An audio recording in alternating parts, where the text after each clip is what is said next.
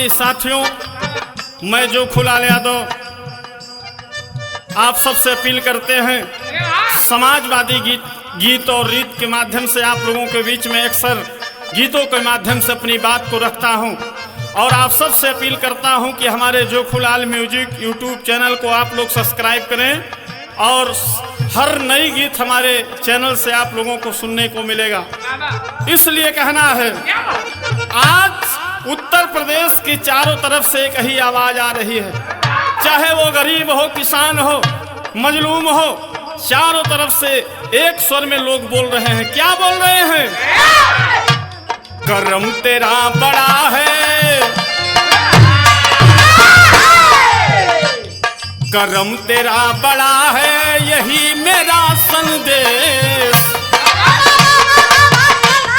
करम तेरा बड़ा है, यही मेरा संदेश।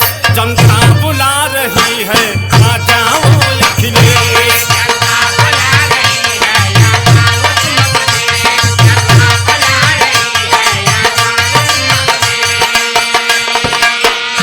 और इसलिए जब उत्तर प्रदेश में समाजवादी पार्टी की सरकार थी, माननीय अखिलेश यादव जी ने वादा से ज्यादा जनहित के मुद्दों पर काम किया था। इसलिए पहली लाइन में कहना है, वादा से ज्यादा यूपी में काम कर दिए।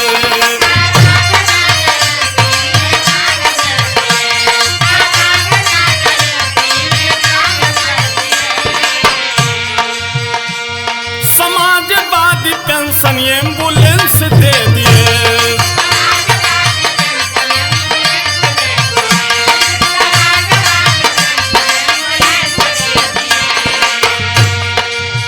और आज समाजवादी पार्टी का जो एम्बुलेंस था साथियों, आज के इस कोरोना काल में किस तरह से गरीबों की मदद कर रहा है। और समाजवादी पेंशन 50-60 लाख परिवारों से ज्यादा समाजवादी पार्टी ने दिया है। लेकिन आज इसी को लेकर के ये 3.5 साल के लगभग सरकार हो रही है भारतीय जनता पार्टी की। जनता उठ चुकी है और जनता की एक ही आवाज है कि आने वाले 2022 में समाजवादी पार्टी के अगुवा माननीय अखिलेश यादव जी सीएम बनेंगे। इसलिए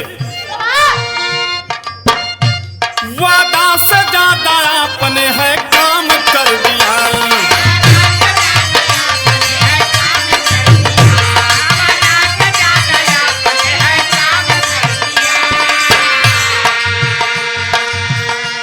समाजवादी पेंशन एम्बुलेंस दे दिया।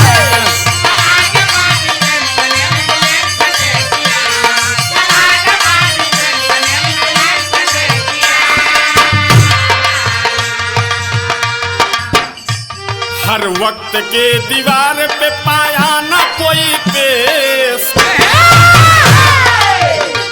हर वक्त के दीवार पे पाया ना कोई पेश। जनता बुला रही है, आ जाओ अखिलेश।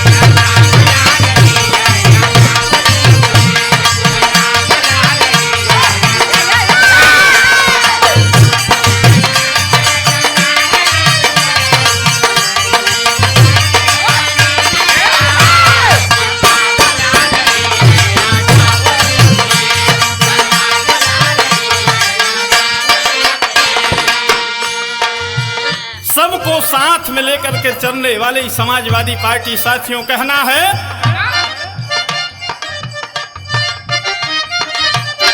सबको गले लगाते गरीब हो अमीर।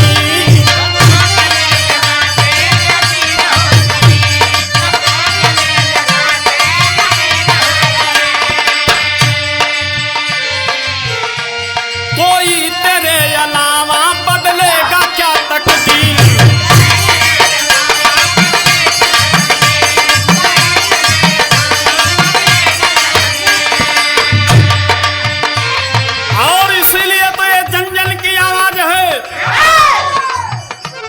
झंडा सपा का फहरेगा कहता पूरा देश।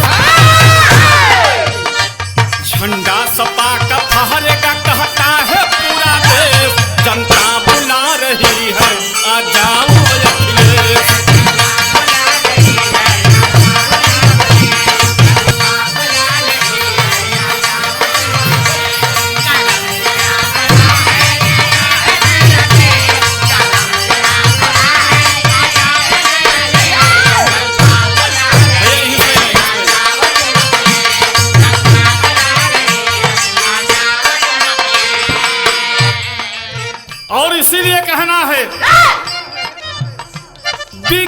की गंगा बहाने वाले आप हैं।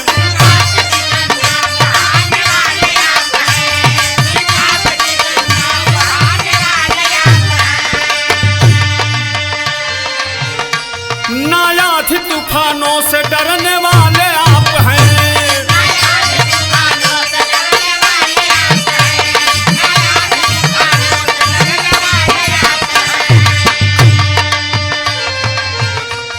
आशीष जो खुलाल का अक्षर यही है से, आशीष जो खुलाल का अक्षर यही है से, जनता बुला रही है आ जाओ अखिलेश।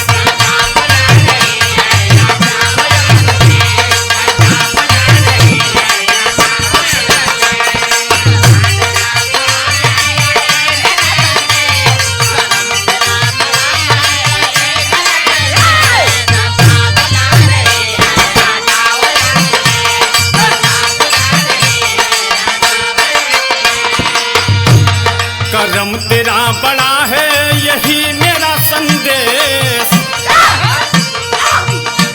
करम तेरा बड़ा है